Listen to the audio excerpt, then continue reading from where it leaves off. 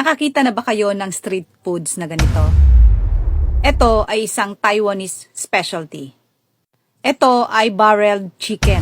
Wala masyadong mga preparation. Konting seasoning lang din ang ilalagay. Gagamitin mo lang ay isang iron bucket. At meron ka ng isang masarap na roasted chicken. Ngayon, ipapakita natin ang complete process nito. Ang una ay maglalagay ka lang ng mga steel wheels sa roadside. Tapos sa taas niyan, ilalagay mo yung iron bucket. Tapos sa baba niyan, may butas para sa burning process.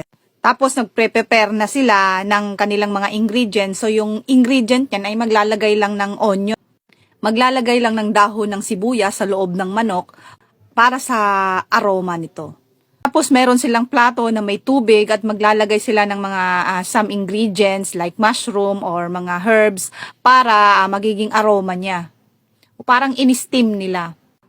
Para yung mga excess fats ng manok ay mahuhulog doon sa tubig.